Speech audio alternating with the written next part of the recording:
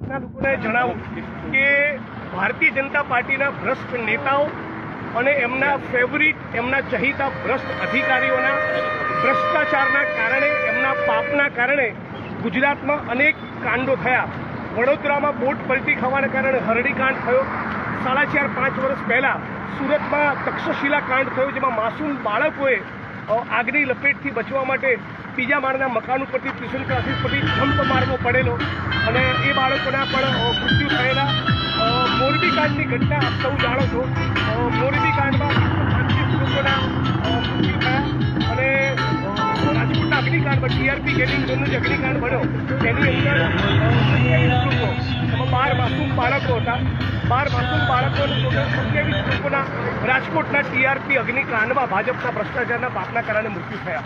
TRP gaming zone Rajkot એ સંપૂર્ણ ગેરકાયદેસર રીતે રેસિડેન્શિયલ એરિયામાં ઊભો કરવામાં આવેલો। રેસિડેન્શિયલ એરિયામાં જે નાગરિકોની સોસાયટી હોય, ટેનામેન્ટ હોય, ફ્લેટ્સ હોય, મકાનો હોય, ત્યાં આવો ગેમિંગ ઝોન ઊભો ન થઈ શકે એના માટેની પરમિશન કોણે આપી? રેકોર્ડ ઉપર જે માણસોને ગેમિંગ ઝોનના માલિક કે સંચાલકો બતાવેલા એક હતા, પણ હકીકતમાં પૈસા ઇન્વેસ્ટમેન્ટ બીજા માણસોનું હતું। એ માણસો કોણ?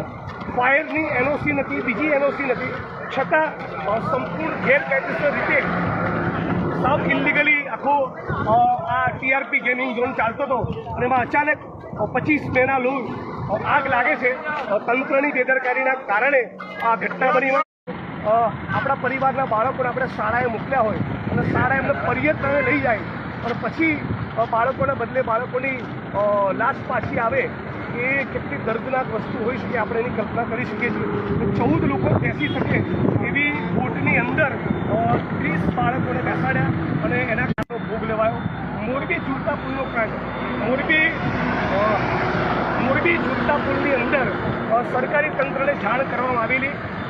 જે ઓરેવા કંપનીના કામ સોંપેલું એ ઓરેવા કંપનીએ સરકારી તંત્રને જાણ કરેલી, લેખિતમાં કહેલું અને પત્રમાં એવું લખેલું છે, મોરબી નગરપાલિકાનો પત્ર લખાયેલો કે સાહેબ, મોરબી ઝૂલતો પુલ અત્યંત જર્જરિત હાલતમાં છે, ગમે તેવી ક્ષણે દુર્ઘટના બની શકે એમ છે, આવી કોઈ દુર્ઘટના ન બને એના માટે તમે કાર્યવાહી કરો, એમાં જે સુધાર કરવાની, મરમ્મત કરવાની જરૂર છે એ કરો।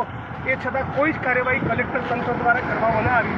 એનું પરિણામ એ આવ્યું કે 134 લોકો, એમાં 135 લોકો મૃત્યુ પામ્યા। આ ઓફિશિયલ ફિગર છે, આંકડો વધારે પણ સાચો હોઈ શકે છે। એટલે આવી ટોટલ ઘટનાઓ અમદાવાદમાં શ્રેય હોસ્પિટલમાં આવો કાંડ થયો, ભરૂચની હોસ્પિટલમાં થયો, રાજકોટની શિવાનંદ હોસ્પિટલમાં કોરોના સમયે થયો।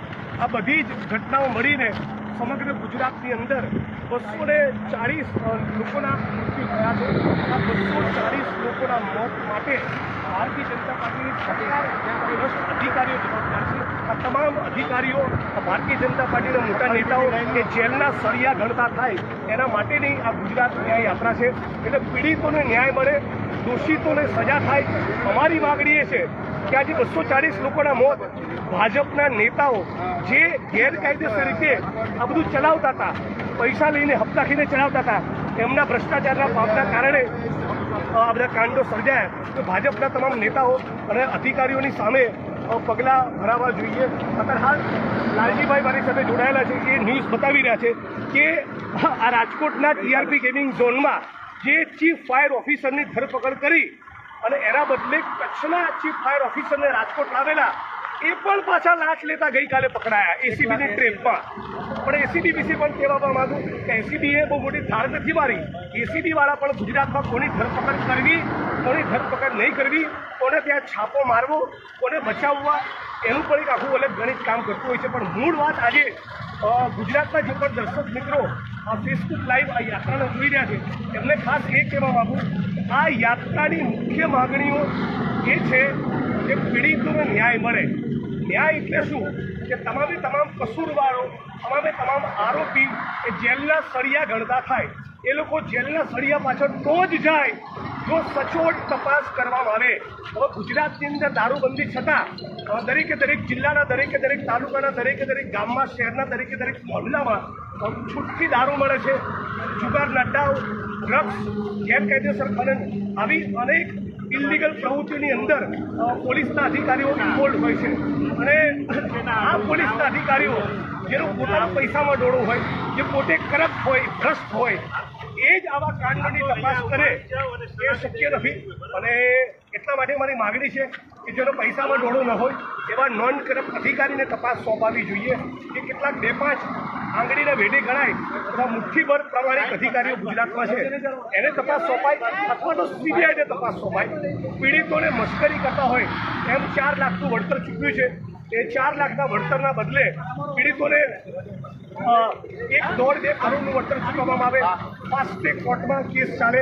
આવી કેટલીક માગણીને લઈને અમે લોકો આ ગુજરાત ન્યાયયાત્રા કરી રહ્યા છીએ. મોરબીથી ઓગસ્ટ ક્રાંતિ દિવસ 9 તારીખે નીકળી 300 કિલોમીટરની આ પદયાત્રા વિધાનસભાનું સત્ર 21, 22, 23 ઓગસ્ટ છે દરમિયાન ગાંધીનગર પહોંચશે. ગાંધીનગર કૂચ કરશે. ગાંધીનગરમાં એક મોટો મોરચો કરીશું અને માગણી કરીશું તો શા માટે રાજ્યની સરકાર એ ભ્રષ્ટ નેતાઓ અને અધિકારીઓને બચાવી રહી છે. આ જ રીતે મારી સાથે લાલજીભાઈ છે. લાલજીભાઈ સેવાદળના રાષ્ટ્રીય પ્રમુખ છે, કર્મશીલ છે અને કોંગ્રેસ પક્ષમાં જોડાયા પૂર્વે જાહેર જીવનમાં એમનું ઘણું મોટું પ્રદાન છે. લાલજીભાઈ પોતાની વાત કરે અને લાલજીભાઈ બાદ બીજા પણ મિત્રો સાથે તમે વાત કરજો. આભાર જિગ્નેશભાઈ. આ સંઘર્ષ છે અને હું માનું છું કે આપણા માનવ ધર્મની જે આપણી સમજ છે એ પક્ષથી, જાતિઓથી, ધર્મથી બધાથી ખૂબ ઊંચી હોય. અત્યારે એક બાજુ ગુજરાતના આમ માનવી નિર્દોષો એ આજના શાસનનો ભોગ બનતા હોય ત્યારે બધાથી પર થઈને માનવતાની લડાઈ લડવાની ગુજરાતમાં જરૂર છે. જે રીતે શિક્ષણનો વેપાર અને એના 5,000 વર્ષ પહેલાં